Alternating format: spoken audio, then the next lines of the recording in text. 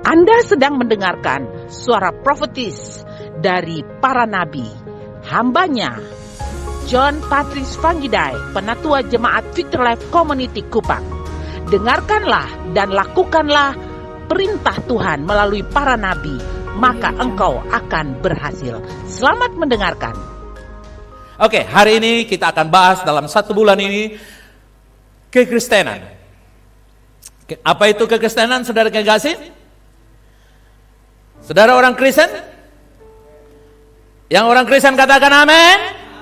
Oke, mari kita selidiki.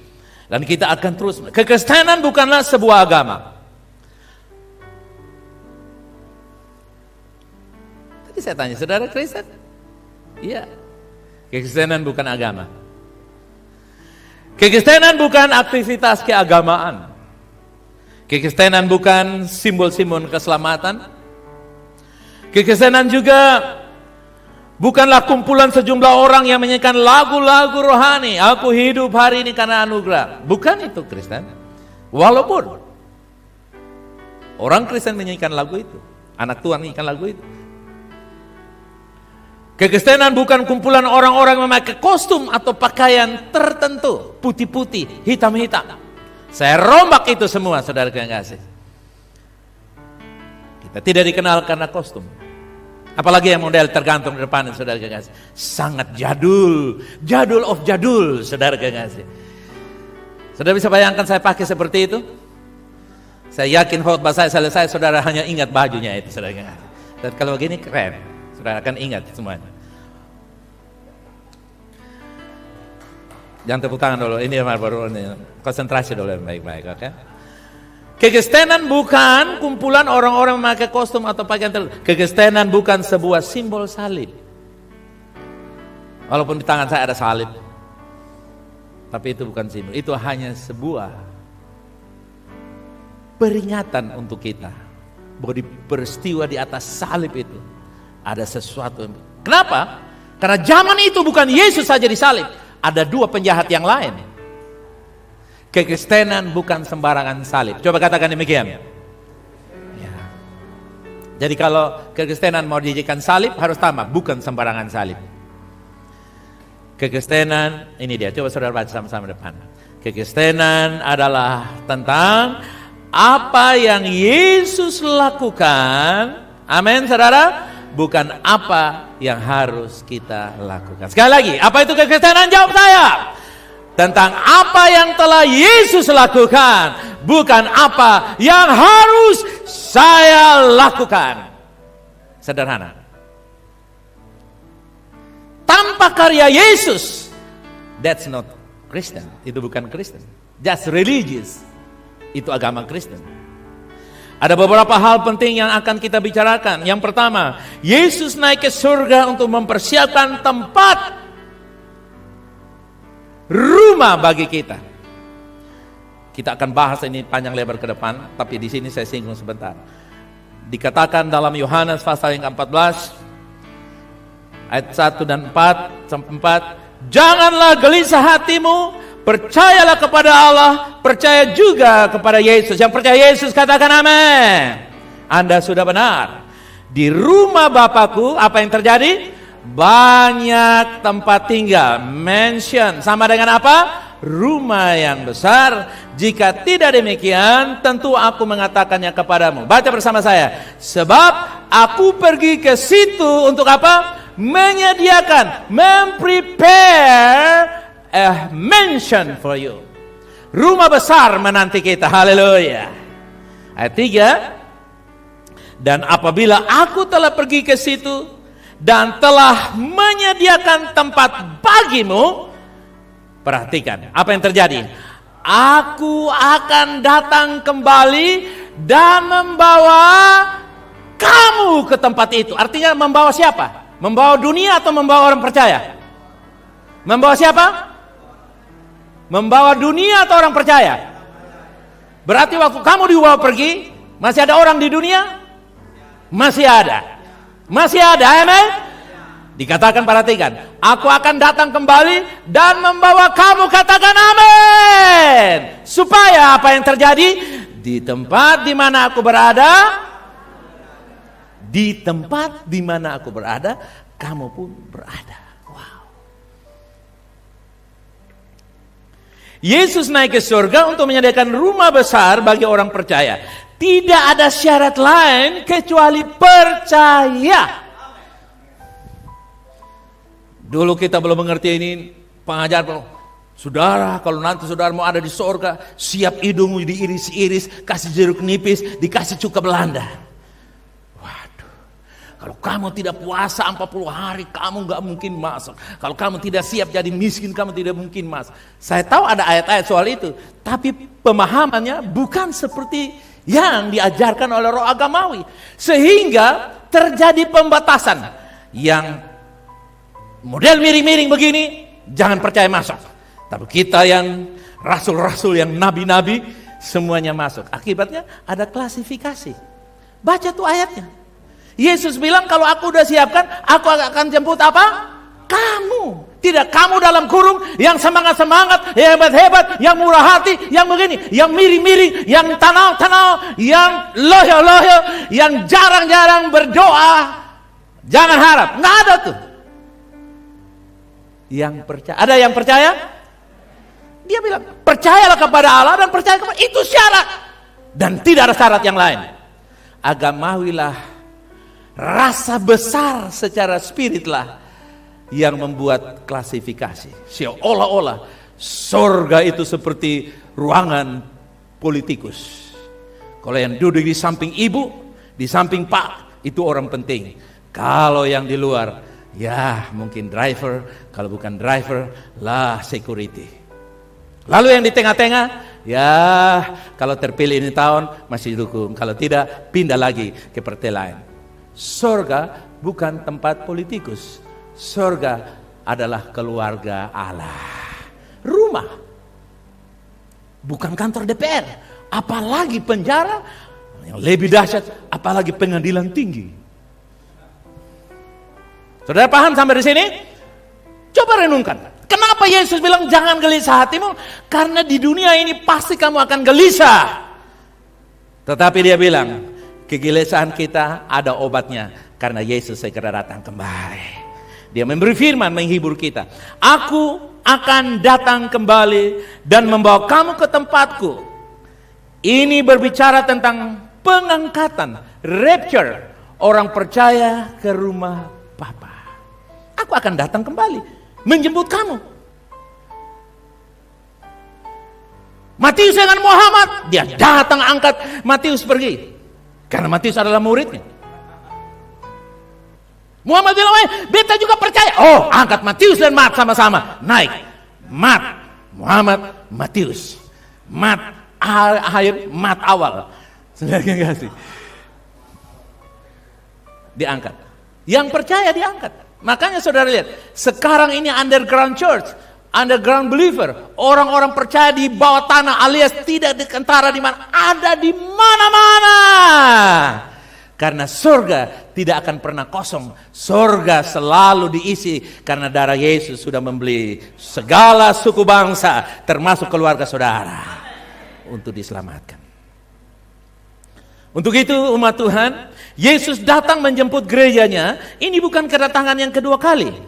Ini seperti pencuri. Kalau saudara baca baik-baik di Matius, ini seperti pencuri. Tidak ada orang yang tahu. Tiba-tiba dengan kecepatan yang sangat amat, the atom time.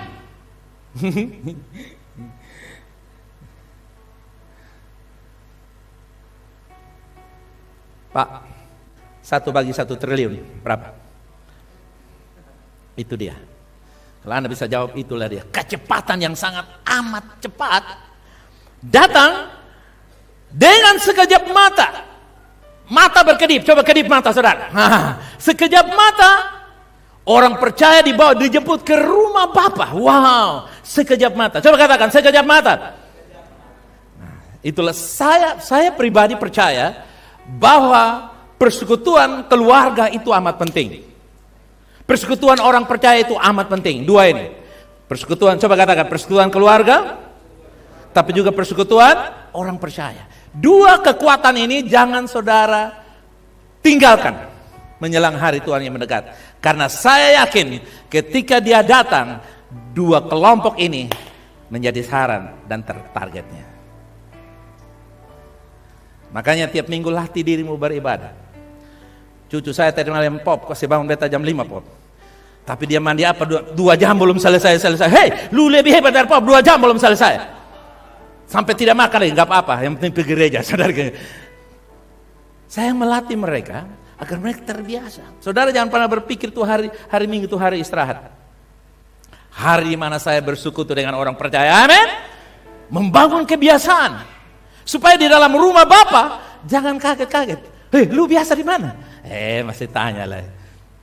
Kalau kamu jarang ada di rumah Bapak, datang ke rumah Bapak, kamu kan, ini dia dari mana? Sudah, kalau sudah biasa lu keluar saja. Perbiasakan, katakan, fellowship is my desire. Katakan demikian. Satu anak usia, ya bukan anak lagi, sudah cukup umurnya sudah 49 tahun. Maminya kasih bangun. Hei nak, ayo bangun pergi kebaktian. Yang pokoknya saya bersumpah tidak akan pergi kebaktian lagi. Hah? 2 alasan saya tidak akan pergi kebaktian. Yang pertama, orang tidak mengasihi saya. Yang kedua, orang menolak saya.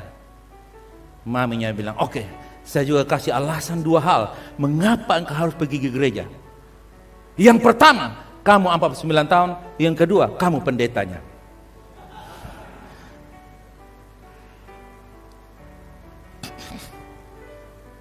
Saudara yang kasih, di tengah-tengah persekutuan perasaan sana sini pasti ada. Tetapi kita tidak boleh menjauhkan. Kenapa? Karena peristiwa besar itu kita tidak pernah akan tahu kapan terjadi. Tapi dia bilang kalau tempatnya sudah ready, nanti saya cari tahu lagi ready, persiapkan tuh modelnya kayak apa. Tapi paling tidak saudara yang kasih, dia sudah kasih tahu ada tempat bagi kita. 1 Korintus 15 ayat 52, dalam sekejap mata pada waktu tanda dibunyi, tanda nafiri, pada waktu bunyi nafiri yang terakhir, sebab nafiri akan berbunyi dan orang-orang mati akan dibangkitkan dalam keadaan yang tidak dapat binasa dan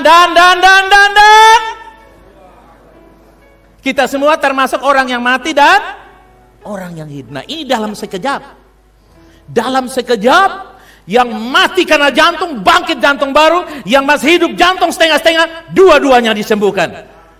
Yang mati giginya rongkol semua, bangkit utuh. Yang masih hidup rongkol semua, sama-sama terisi gigi lagi. Dalam waktu yang sekejap. Amin saudara. Terjadi peristiwa. Tanaman saja ada suara, saudara yang nafiri dibunyikan. Jadi kedatangan yang kedua kali akan bersama-sama orang kudusnya untuk memerintah 1000 tahun. Tapi yang dia datang, dia ngangkat rapture. Nah ini yang saya sementara pelajari, membaca dengan dia. Karena merenungkan kenaikan Yesus ini, maka kita tidak bisa lepas dari Yohanes 14. Karena sebagaimana Anda melihat dia naik, demikian pula apa? Dia datang. Dia datang yang bagaimana? Yang pertama menurut Yohanes 14 tadi, dia datang bagi umat Tuhan. Mengangkat mereka. Wahyu pasal yang ke-20 ayat 4. Lalu aku melihat tahta-tahta dan orang-orang duduk di atasnya. Kepada mereka diserahkan kuasa untuk menghakimi. Aku juga melihat jiwa-jiwa mereka yang telah dipenggal-penggal kepalanya. Karena kesaksian tentang Yesus dan karena firman Allah yang tidak menyembah binatang itu dan patungnya dan yang juga menerima tanda pada dahinya dan tangan mereka hidup kembali dan memerintah sebagai apa? Raja bersama-sama dengan Kristus untuk berapa lama? Atau 200 kali pemilu. Bukan 3 periode saja. Berapa periode? 200 periode.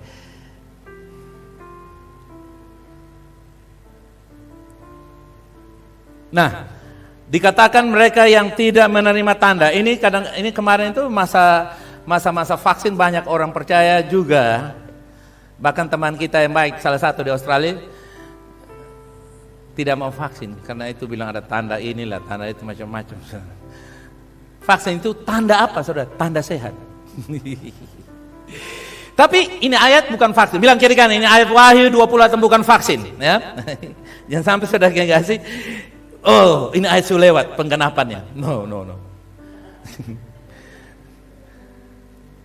Berbahagialah dan kuduslah ia yang mendapat bagian dalam kebangkitan pertama itu. Kematian yang kedua tidak berkuasa lagi atas mereka, tetapi mereka akan menjadi imam-imam Allah dan Kristus, dan mereka akan baca bersama saya, memerintah sebagai raja bersama-sama dengan dia berapa tahun? Itulah keaktifan hari ini Anda dalam gereja Tuhan. Orang percaya Anda bukan pengangguran. Anda punya panggilan. Katakan, saya memiliki panggilan sebagai latihan saya untuk memerintah bersama dengan Yesus. Nah, jadi kalau orang Kristen yang datang, duduk, dengar, diam, pasti dia punya spesialis. Saudara tahu, orang Kristen yang datang, duduk, dengar, diam di dalam gereja, pertama, dia menikmati semua fasilitas, dan yang kedua, semua fasilitas itu akan membuat dia punya skill kritikus. Nanti dia ahli gereja. Ahli apa saudara? Ahli gereja. Dia datang di gereja lain. Itu kalau dia pindah gereja, itu paling bikin susah. Di dalam gereja sendiri susah, apalagi dia pindah gereja, lebih susah lagi. Nah ini kabar buruk kayak pendeta-pendeta yang suka terima jemaat yang datang duduk dengar diam, dia ahli kritik. Dia kritik semua yang di dalam gereja. Sampai pulang di atas bema pun dia masih kritik sopir. Karena dia pikir ini dalam gereja. Coba buka tangan saudara, katakan. Ini tangan harus kerja untuk Tuhan. Nah, carilah pelayanan saudara. Tanya. Jangan minta John Dede jadi saksi saja. Terlalu banyak dia punya beban tuh saudara kerja. Iya. Minta pelayanan. Kak, tolong kasih saya apa? Create, minta. Lakukan sesuatu. Kenapa? Bersama memerintah bersama itu, implementasinya dimulai dari sekarang. Kita menjadi kader-kader pemerintahan kerajaan 1000 tahun. Kenapa di luar negeri itu calon presiden bisa 1.200? Kemarin tuh Biden tuh calon presiden 1.200. Kenapa? Siapa saja boleh. Tetapi mereka yang terseleksi terakhir tinggal 2. Karena seleksinya sangat ketat. Nah Indonesianya harus begitu. Kenapa? Kenapa tidak begitu? Karena orang tidak mau menjadi kader. Mereka mau menjadi anggota supaya jadi pemimpin. Padahal ketika mereka memimpin, mereka tidak berkualitas. Mereka hanya punya tas yang isinya uang kertas banyak, yang ditangkap dan dimasukkan ke dalam penjara. Nah gereja Tuhan, Anda bukan seperti itu. Anda di dalam sini untuk dilatih. Amin. Saya dengar kemarin itu sidang MD di Kefa heboh heboh saudara kan kasih. Heboh karena wakil bupati drama politik macam-macam, lalu ditanya siapa mentor bupati. John Dede sangat terkenal kemarin di sana saudara. Langsung mereka berdiri, bagaimana cara mementor saudara kan kasih. Saya bilang John lu atur di sana. Saudara lihat, Anda di sini dilatih. Haleluya, amin. Bukan datang dengar saya berkhotbah, saya sedang melatih. Bilang kiri kanan, kita sedang dilatih. Nah, kita sedang dilatih. Dilatih untuk apa? Memerintah bersama dengan Yesus. Dalam banyak hal. Kemuliaan yang tiada taranya dengan uang, harta, jabatan, emas, perak, berlian dan sebagainya yang pernah kita berikan kepada pekerjaan Tuhan tidak ada artinya apa-apa. Yang mengerti katakan yes, haleluya. Orang tidak punya kebanggaan apapun. Saya berhenti dari jabatan saya. Ada rekan pelayanan saya, ya bukan pelayanan saya tapi rekan sepelayanan. Pernah datang beberapa kali di sini. Tamatan ITB yang prestasinya cum laude, dia berdoa begini, Tuhan, ini kerja 1 minggu 6 hari, kasih dong saya kerja 5 hari, dapat pekerjaan 5 hari kerja. 5 hari kerja, 1 hari pekerjaan Tuhan dia kerjakan. Plus minggu. Tuhan, kasih dong saya 4 hari bekerja, dapat saudara. Singkat cerita, terakhir dia kerja hanya 1 minggu 1 kali. Dan yang lebih singkat terakhir dia bilang, Tuhan, seluruh hari saya pakai untuk melayani Engkau, pekerjaan Tuhan. Nah, kalau ada model 3 juta, berapa juta, itu semua tidak ada taranya dengan apa yang Yesus dalam kebaikannya men-share pemerintahannya di dunia ini. Berapa tahun, berapa periode? 200 periode bersama dengan Yesus. Amen. Amen. Nah, disinilah orang Kristen mesti punya pandangan investasi ke depan untuk melihat ini. Sehingga apa? Kita mau berkorban untuk Tuhan, mau memberi untuk Tuhan, melayani Tuhan, melakukan pekerjaan Tuhan. Tanda kutip seperti seorang hamba sekalipun. Tapi kita punya mentalitas penguasa. Haleluya. Yang kita tahu, yang Tuhan sudah kerjakan dan akan kerjakan jauh di antaranya. Katakan, kesukaran saya, katakan, pengorbanan saya tidak akan sama dengan kemuliaan yang saya terima. Katakan amin. Tidak akan pernah sama. Karena saya tidak pernah berpikir saya melayani Tuhan sudah begini Tuhan. No way. Saya hanya berpikir saya belum bikin apa-apa untuk Tuhan. Makanya saya marah sekali dengan diri saya. Kenapa lu 60 tahun buru-buru kayak begini? Karena saya merasa ada banyak hal yang harus saya kerjakan lagi untuk Tuhan. Kebaikannya sangat amat. Saya percaya Anda pun demikian. Haleluya, amin. Tuhan begitu baik. Hal ini haruslah menjadi goal dan tujuan dari hidup dan sepak terjang orang-orang percaya di dunia ini. Rindukah dan seberapa besarkah kerinduan kita untuk alami hal ini? Waktunya tidak lama lagi. Kita semua sudah melihat tanda-tandanya. Dan kedatangan untuk menjemput gerejanya sang mempelai perempuan sudah dekat. Katakan, saya siap.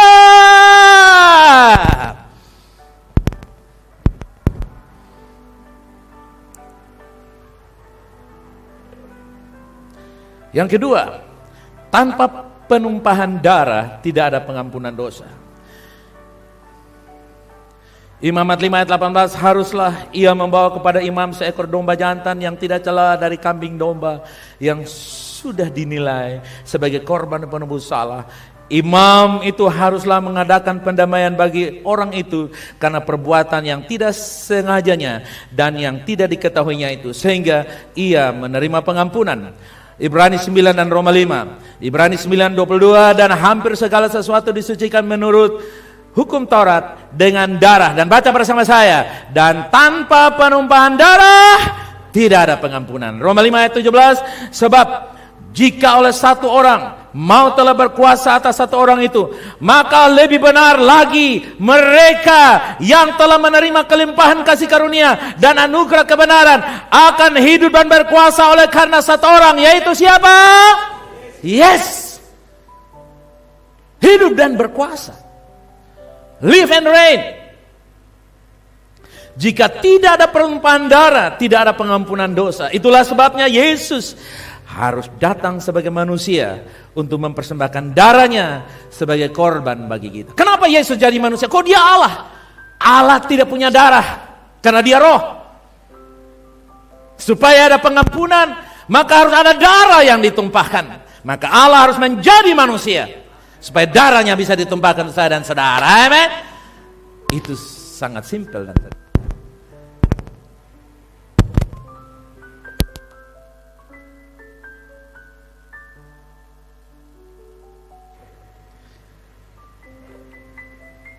Roma 5 ayat yang ke-17 diterjemahkan dalam King James Version. Saya langsung terjemahkan, dikatakan, sebab jika oleh pelanggaran satu orang maut berkuasa melalui satu orang, terlebih lagi mereka yang menerima kelimpahan kasih karunia dan karunia kebenaran akan memerintah dalam hidupnya melalui yang esa. Siapa yang esa itu? Yesus Kristus. Melalui dosa Adam kematian datang ke dunia. Melalui dosa atau melalui Adam kematian datang ke dunia. Melalui kebenaran.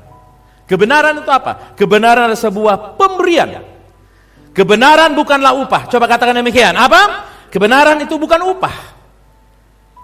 Banyak orang melakukan benar supaya menjadi orang benar karena dia diupahi. No. Kebenaran itu adalah sebuah karunia. Kebenaran adalah hadiah, gift, pemberian yang diberikan secara cuma-cuma dari Tuhan untuk kita. Yang sudah terima katakan, aku orang benarnya lah. Haleluya. Nah, umat Tuhan,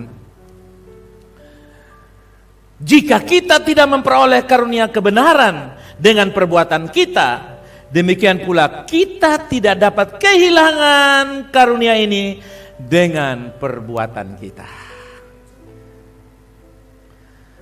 Ini yang namanya pertukaran ilahi. Ini yang namanya apa, saudara? Pertukaran ilahi. Terjadi di atas kayu salib. Nah, itu yang namanya extraordinary cross. Salib yang bukan sembarangan salib. Karena ada exchange, sebuah pertukaran. Kita lihat di gambar ini. Kebenaran Allah yang kita terima adalah sebuah anugerah.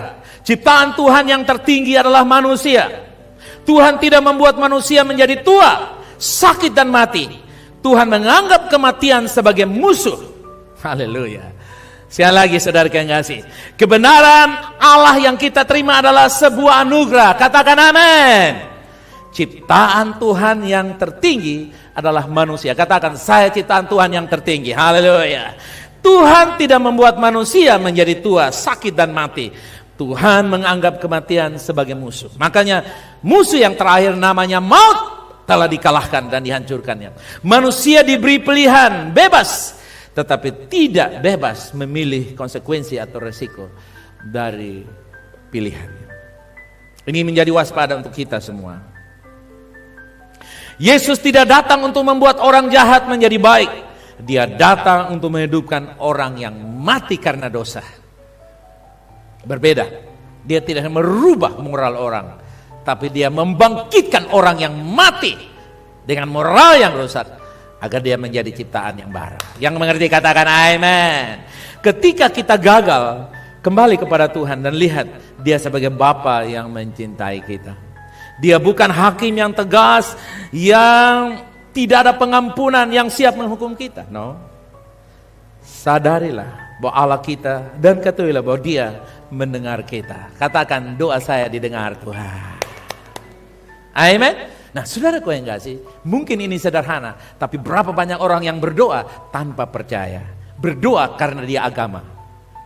Tapi di sini Anda bukan berdoa karena Anda beragama. Anda berdoa karena setiap kali Anda berdoa, Tuhan menjawabnya.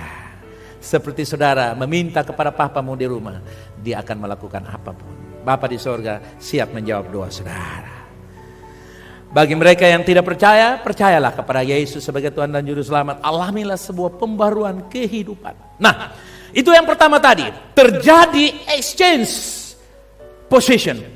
Katakan, Adam mati dan kalah. Katakan, Adam mati dan kalah. Yesus mati dan bangkit. Itulah posisi saya. Amen.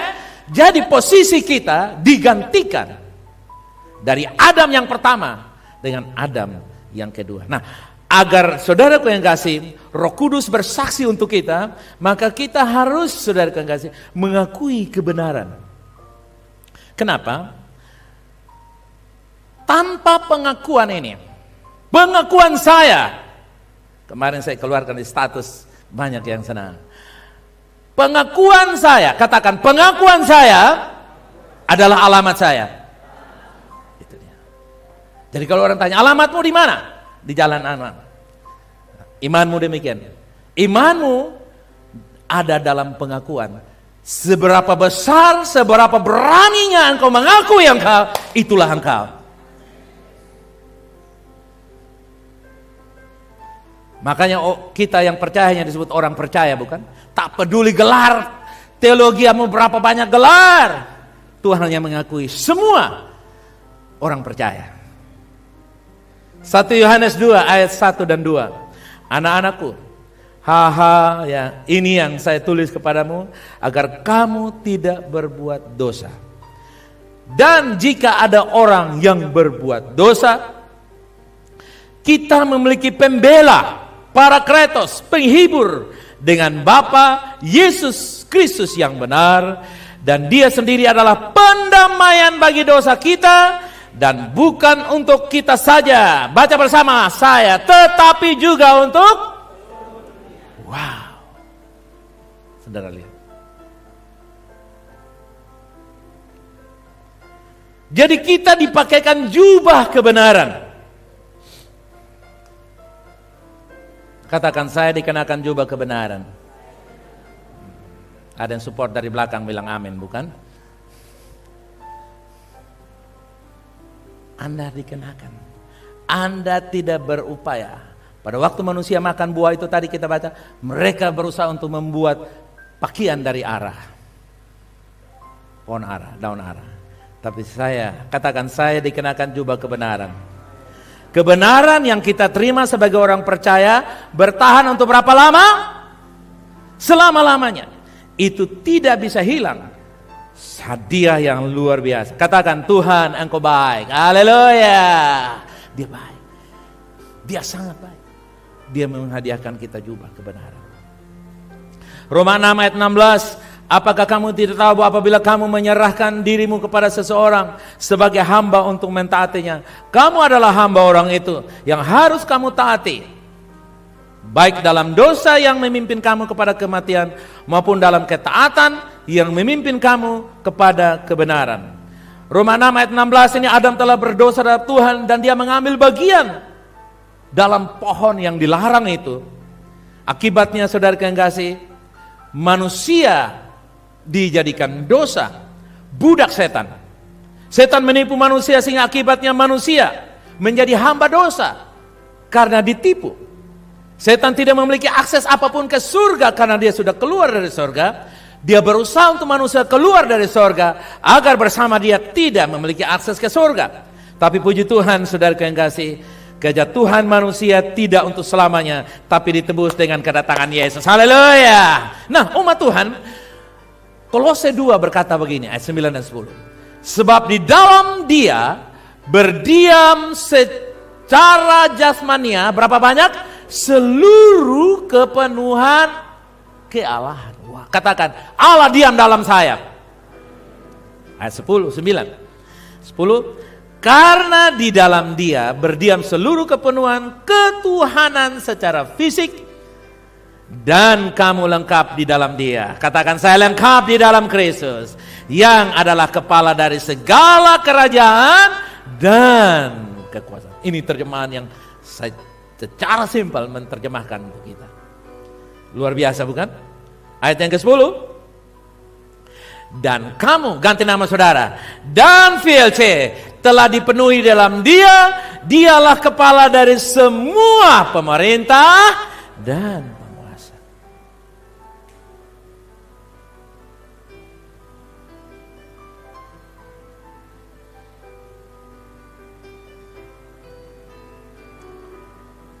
Coba kita lihat gambar ini. Meskipun kegagalan Adam, saudara yang kasih, mengizinkan kematian memasuki dunia ini, kita dapat bersuka cita karena Yesus telah menaklukkan kematian.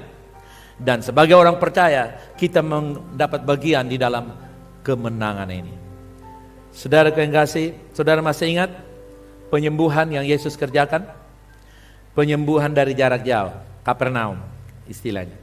Kuasa penyembuhan orang buta di Bethesda, bangun dan berjalan. Wah, Kapernaum itu the fast distance healing, sembuh dari jarak jauh. Tapi juga saudara kekasih, ada kuasa penyembuhan orang buta di Bethesda, bangun dan berjalan. Tapi juga saudara kekasih, ada pemberi materi, yaitu dia memberi orang makan banyak roti di padang sampai mereka makan sisa yang berkelimpahan. Juga masih ada saudara kekasih, kita tidak berdoa, dengar baik-baik, kita tidak berdoa untuk kemenangan, kita berdoa dari kemenangan. Yang percaya katakan amin. Kita tidak berpegang pada Yesus, tapi Yesus yang memegang dengan kita. Haleluya. Tanganmu lemah, tapi tangan Yesus tidak pernah lemah. Nah, umat Tuhan, yang keempat yang perlu, yang kekristenan harus tahu, yang menunjukkan kekristenannya ini. Jika kita merasa bahwa kita membutuhkan lebih banyak iman, ini bukan tentang iman kita sendiri. Ini tentang iman Yesus yang sempurna. Coba katakan, iman Yesus yang sempurna. beriman kepada iman Yesus yang sempurna, tidak beriman kepada imanmu yang tidak sempurna.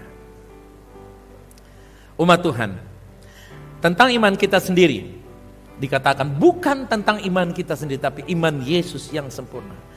Pelayanan yang benar adalah mengizinkan Yesus mengambil alih dan kita beristirahat di dalam Dia. Katakan, Yesus bekerja di dalam saya. Katakan.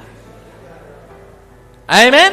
Semuanya Dia bekerja di dalam saya dan melalui saya. Kita tidak. Apakah aktivitas kita artinya pasif?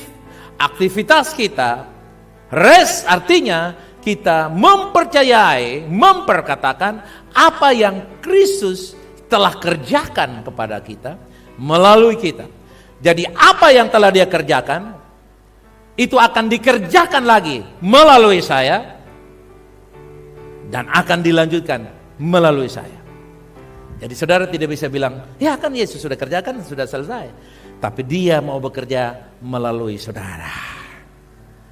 Hari ini Dia mau bekerja melalui saya dan saudara. Dia mau membuat 6.000 orang atau 12.000 orang atau 21.000 orang atau kota ini diberi makan oleh saudara. Amin. Di dalam saya, melalui saya. Katakan, di dalam saya, melalui saya, untuk generasi yang berikut. Itu yang Yesus kerjakan. Jadi saudara yang kasih, mengalami atau diam dan mengalami apa yang Yesus sudah kerjakan, bukan pasif. Bukan duduk diam seperti Anda duduk diam mendengar khotbah ini, tapi Anda sedang mengizinkan Tuhan bekerja di dalam dan melalui, menyembuhkan orang lain melalui kita, memenangkan jiwa melalui kita, memberkati orang lain melalui kita. Haleluya.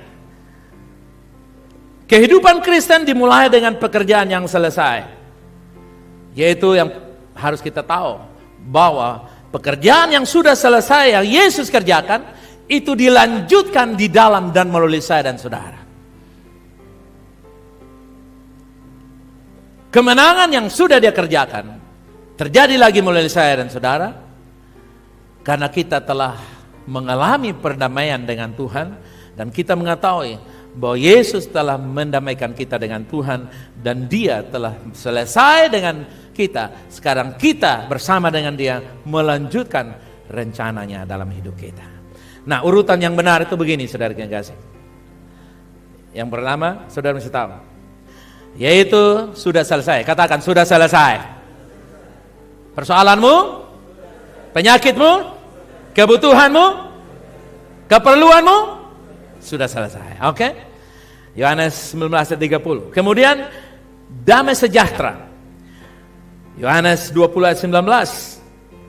Dia berdiri tengah-tengah mereka dan berkata, damai sejahtera bagi kamu. Katakan, damai Tuhan milik saya. Katakan, ya. Yang ketiga, apakah kamu mencintai aku? Apakah engkau mengasihi aku? Dalam Yohanes 21 ayat 15, kita mencintai Tuhan. Jadi saudara lihat, semuanya sudah selesai. Kita tidak mengasihi Tuhan agar Tuhan melakukan sesuatu. Tidak. Saudara beri atau tidak beri, Tuhan tetap mengasihi saya dan saudara. Hanya Anda rugi karena tidak mendapatkan the benefit, janji untuk mereka yang memberi. Tapi untuk Tuhan mengasihi, jangan takut. Memberi saya tidak pernah membuat jatuh cinta lebih kuat daripada mereka yang tidak memberi.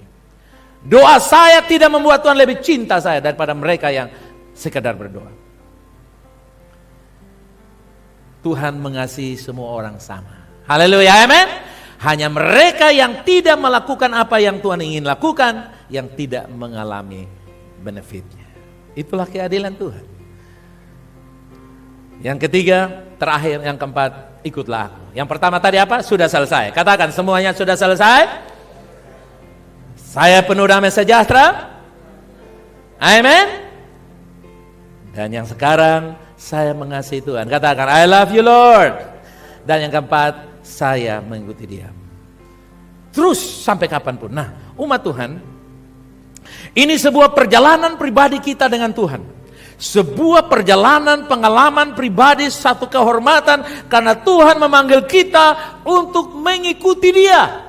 Saudara bayang, Seringkali saudara yang kasih, orang berkata, saya ini belum ada pekerjaan tetap, persoalan saya belum beres, masalah saya di sana sini, anak saya juga masih kecil, bahkan saya juga belum punya anak, belum punya istri, belum punya suami, saya juga belum ini, belum itu. Semuanya masih rencana besar. Semuanya masih apa saudara? Rencana besar ke depan. Jadi bagaimana sekarang? Ya nantilah, mau ikut Tuhan juga nanti, mau untuk apa ikut Tuhan? Keliru.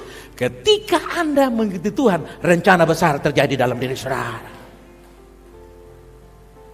Tapi iblis menipu orang, sehingga jangan ikut Tuhan, jangan aktif dulu untuk Tuhan. Nanti itu tanggal berapa? Ada seorang perempuan atau seorang laki bilang I love you. When? Mesti tanya, tanggal berapa? Buka almanak, buka kalender, kasih tanda, kasih remind. Kalau dia bilang nanti, itu hoax. Jangan percaya, walaupun cintanya lebih kuning dari semua yang kuning. Oke? Kita lihat gambar ini, saudara kasih. Ini enggak benar. Yang benar ini. Ini yang benar. Bilang ini yang benar. Coba yang di atas tadi. Ini rasanya kurang pas ya. Masa Yesus aja ganja. Penguasa langit dan bumi dengan pencuri langit dan bumi berbeda. Pemilik langit dan bumi ganco dengan pencuri langit dan bumi. Enggak cocok. Yang cocok ini yang berikut. Apa saudara kasih? Ini dia. Kasih tepuk tangan bagi dia. Come on. Katakan masa depan saya seperti gambar ini. Kasih keluar itu gambar, jangan buru-buru kasih keluar saya. Kasih keluar itu gambar. Katakan masa depan saya seperti ini. Saya injak-injak segala kebutuhan saya, persoalan saya. Katakan dalam nama Yesus. Haleluya. Gitu dong. Dan terjadi seperti yang saudara lakukan itu. Tapi kalau injak pelan-pelan hanya 2.000 saya rasa saudara. Nah ulang-ulang saudara ulanglah sulewat. Jadi ilustrasi yang benar seperti itu. Sebagai orang percaya kita tidak perlu takut karena setan berada di bawah telapak kaki kita. Maut sekalipun. Nah ini dia. Daniel 6. Pagi-pagi sekali ayat 20. Ketika fajar menyingsing bangunlah raja dan pergi dengan buru-buru ke gua singa. Dan ketika ia sampai dekat gua itu berserulah ia kepada Daniel dengan suara yang apa saudara? Saya berkatalah kepada Daniel. Coba suara yang sayu bagaimana? Coba panggil. Daniel,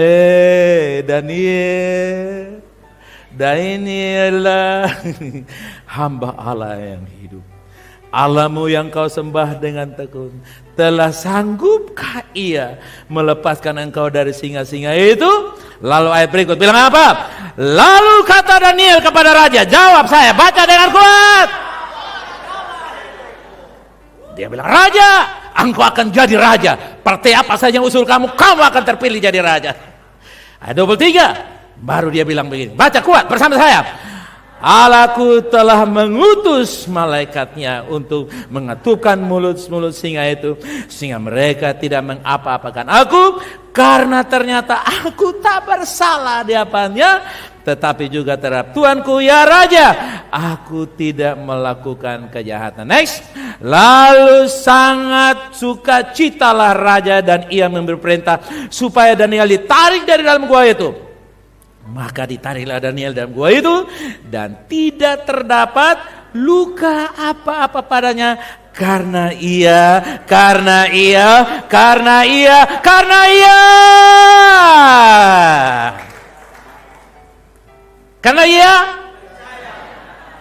bukan karena ia song leader, tapi karena dia apa? Bukan karena dia penatua. Saudara mesti balas, bukan karena dia penatua. Karena dia apa saudara? Percaya. Jadi jangan anggap enteng orang percaya. Lu punya uang itu kerja di mana? Di kerjaan. Dia orang percaya kok bukan? Mesti tanya paling pertama itu. Kalau dia bilang bukan, lalu suruh dia pemilu lebih banyak pilih. Katakan saya percaya kepada Tuhan. Maka singa-singa tidak akan menyentuh saya. Dengar, kenapa singa tidak makan Daniel? Karena Daniel orang percaya. Orang percaya punya darah pahit kepada musuh. Tapi mereka tidak punya kepahitan kepada musuh. Semua amin, mana benar? Huh?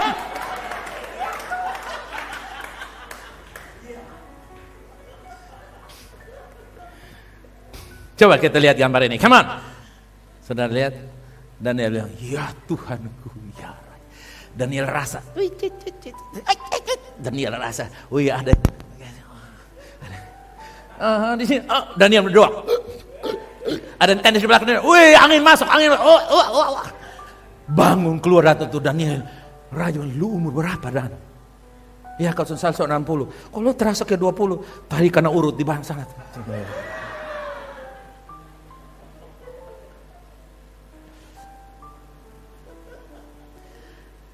Dengar, kalau Daniel percaya kepada Tuhan, Tuhan menolong dia di tengah-tengah singa, maka Anda dan saya pun sama persis seperti Daniel. Sama persis seperti Daniel, yaitu percaya.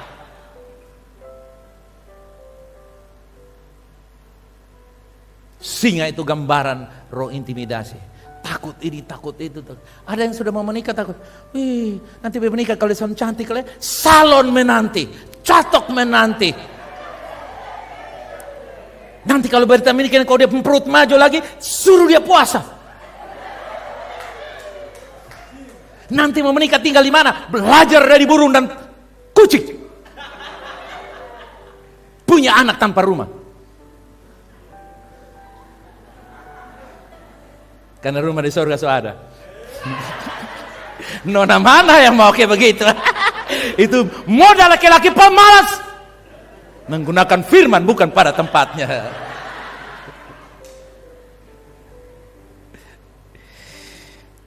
Kasih keluar gambar singa sekali lagi, come on.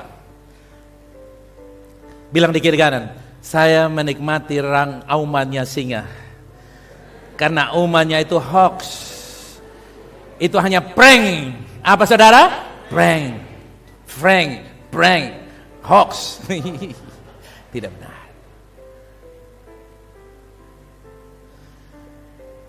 Coba saudara baca tulisan ini. Iblis, saya melakukan kesalahan, tapi itu sudah dibayar. Coba katakan kuat. Iblis, saya melakukan kesalahan, tapi itu sudah dibayar. Come on, katakan. Amen.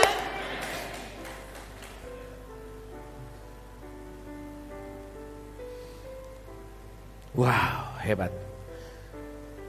Gambar yang berikut ini dia. Ini dia, ada depan saudara. Ada begini. Heran. Ini dia gambar terakhir. Mau lihat gambar terus. Ini dia gambar terakhir. The actor of faith. Haleluya. Amen. Buka tangan saudara, katakan begini. Saya menantikan kedatanganmu Tuhan. Untuk membawa saya ke rumah idaman saya yang Engkau janjikan. Saya percaya akan Engkau. Saya telah ditebus. Semuanya sudah selesai. Saya dipenuhi dengan damai sejahtera.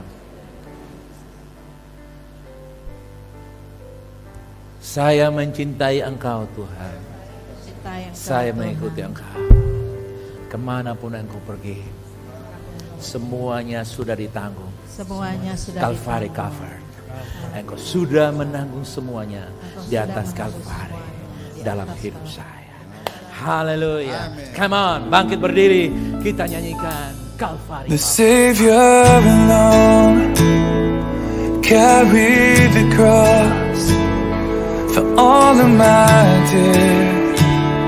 He paid the cost. Salvation complete. Now forever I'm free. Renungkan kata-kata lagu ini, saudara. Lagu dari Calvary kata-kata lagu ini tidak covers it akan pernah all. membosankan saya dan saudara yang percaya.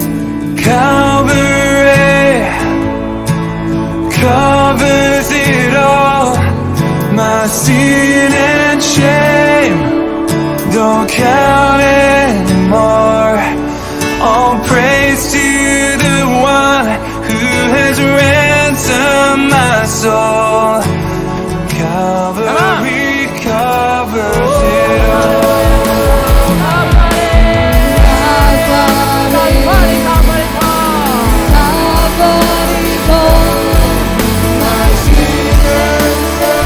Haleluya, amen.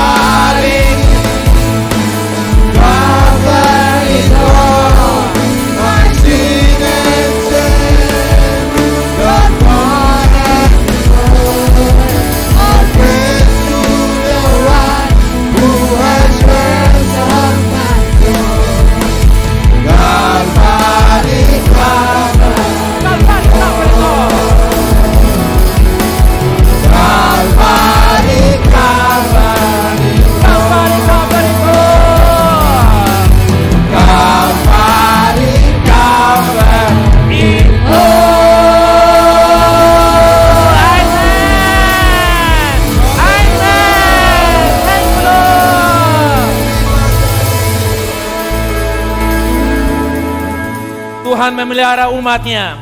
Amin. Tuhan memelihara umatnya. Amin. Alamilah dengan iman kepada Dia. Karena Tuhan yang menyertai Daniel, Tuhan yang tidak kelihatan tapi nyata kuasanya di tengah-tengah hari ini. Haleluya. Come on.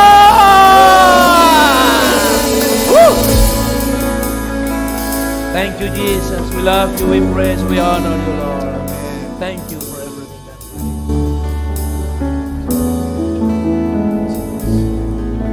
Roh Kudus akan menolong kami, membawa kami untuk mengalami apa yang Yesus sudah kerjakan bagi kami.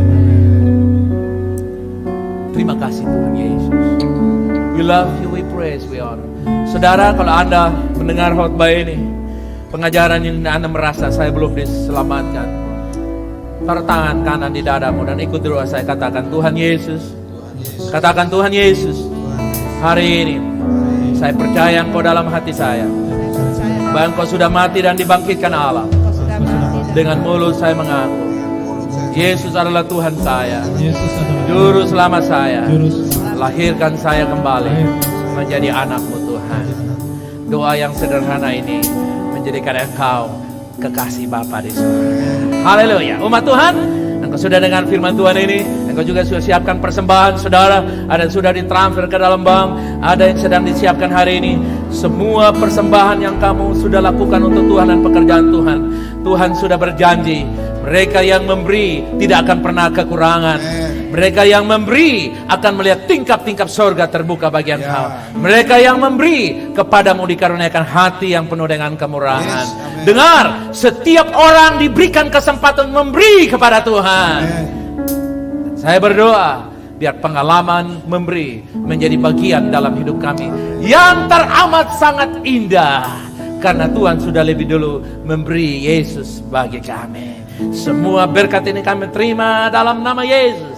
Dan yang percaya katakan, amin.